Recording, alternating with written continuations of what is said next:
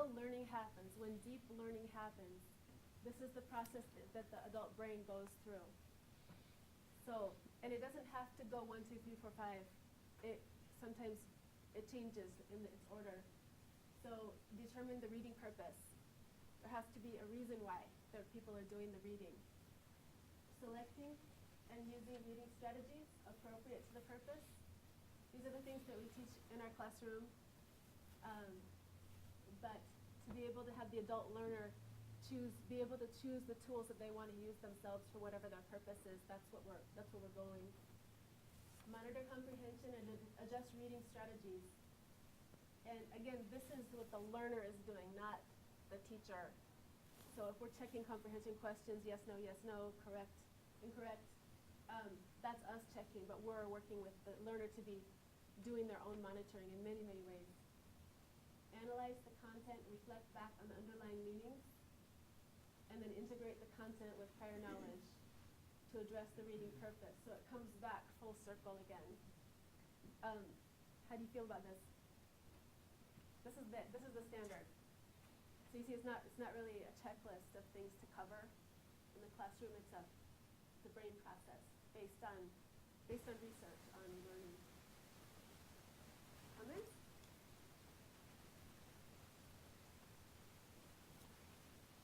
Okay. So yeah. How do you assess the behavior of This is what they're doing. So there's lots and lots of ways. There's lots of ways to do it. And this is actually where assessment comes in. It can be, we'll get more into it. You'll see some examples, but this is where they're going to be doing their own integrating, their own assessing of their own learning, and then we can create ways to see evidence that they're integrating it. And it may be that they choose, that they make a decision not to integrate something, but they've already integrated it by making a decision that they don't want that information or in their lives yet. You're saying this is what it means to read with understanding. Yes. This is what's happening. Okay. To read for a purpose, the skills to do it. You can tell whether or not they understand it or not. And they're analyzing it, they're being implied and using what they already know. So, and what we'll see later on is this whole process happens at every level. Even if it's just beginning literacy, just learning to read a sign. But that says the whole process goes on. If it says one way, okay, what's my reading purpose? Nothing. Good. There's a purpose. But really, what's the reading strategy? Well, if you're a real beginning level, you're going to see that arrow, and you're going to be able to start working out what those words mean, alphabetics, kinds of things. Is it really one way? Okay, check. Yes, I guess it is. I think I won't go that way. And then integrate, so the next time you see that one way sign, or other words like that.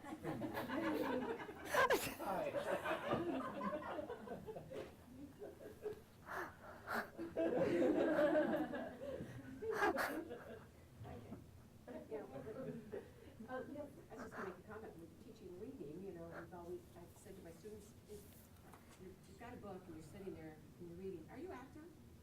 No. It's like, no. Reading is very active, but it's all within here. And exactly those are the steps you're going through. But it's active.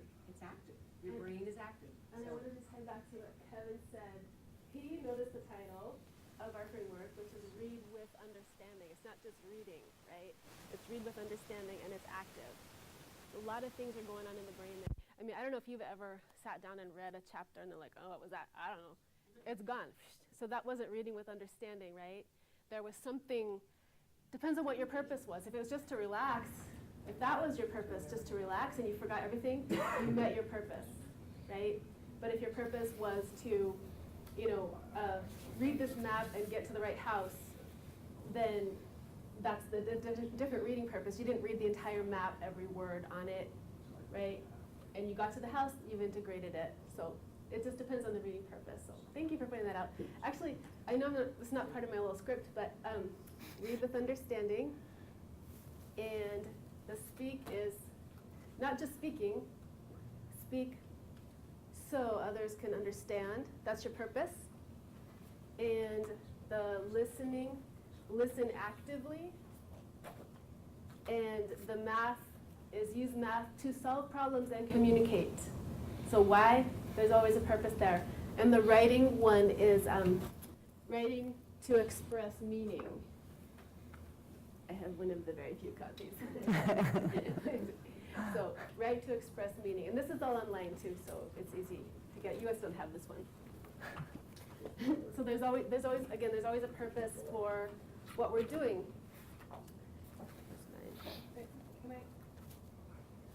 Yeah.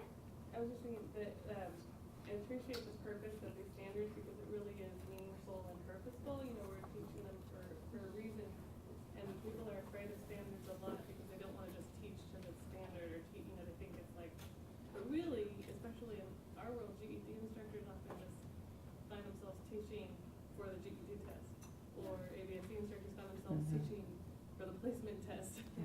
And this is thinking beyond that, that you're really doing it for a purpose, and subsequently, they should be able to pass the GED. And subsequently, they should be able to pass the placement test. This is the goal is to create lifelong learners who participate in workforce, family, strong community, keep going to school if they're going to, but that's not necessarily the goal. So whatever their purpose is, lifelong learners. One of their steps in the way might be to pass the GED, and so that's a real strong purpose, but that shouldn't be the end all when they're determining the reading purpose. Yeah. I was just gonna mention that when I'm teaching the reading for the GED, it often helps to break it down and to show them this, and for them to realize that they actually realize they're already doing it.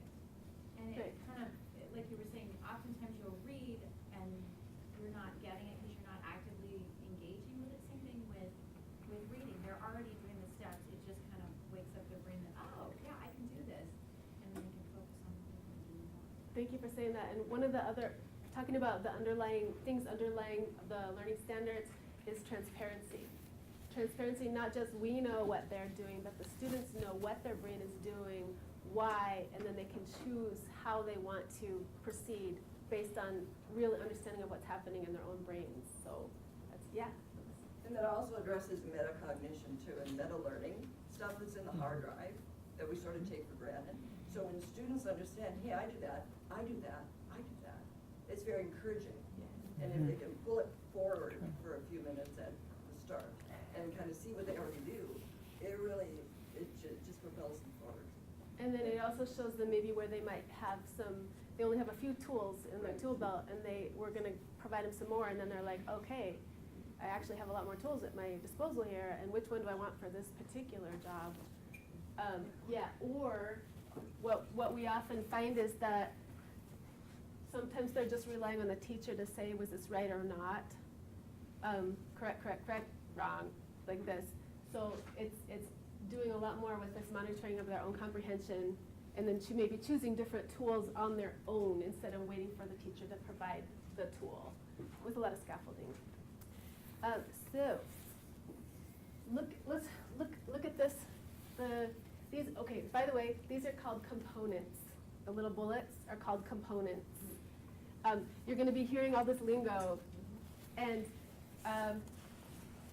we've had people frustrated with the different labels we've given everything. But I don't know if you've ever taught like verbs and nouns, things like that in your classes. Students sometimes feel a little frustrated with it, but all it is giving a label to something that we need to manipulate and use. So we're going to ask you to learn these terms. So what's this called again? Good. And then this is called the standard. Yeah. And that part that the part that Carrie read, the one in italics that's not on this part, that's called the stem. And then these are called components. I won't test you later, but These are called components. Each framework has components. Each standard, the math, the read, the listen, speak, and the writing, they all have components. They're slightly different components, but you'll see later that the brain process is the same for all of them. And then the elements are different, okay? The elements, You know, function of each element of the organ. So elements is part of. maybe the each organ. part. You could change it each part. Let's just try to get. Okay, troublemaker, he's a troublemaker, okay. So, what I'd like you to do right now is, just see what stands out as important, what stands out as valued when you look at this, standard here. And I'm actually, Purpose. The word purpose is used 3 times. awesome. I'm actually gonna have you guys talk together at your tables. Here we go. There we go. So you've got the standard on page 2 of the reading. And going on with what Kevin said, so what seems to be valued, and we'll just do some table talking maybe for about 3 or 4 minutes. What would this standard encourage teachers to teach and learners to learn? And then be prepared to discuss your ideas with the whole group when we come back together. I don't know. I wondered too. Double check.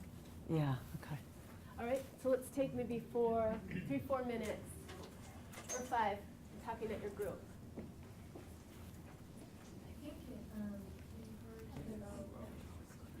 I know. All of them are, they're dropped.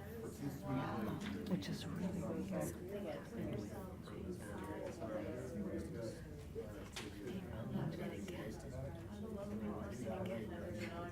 So, okay. I have it on Jump Drive, yeah. Okay.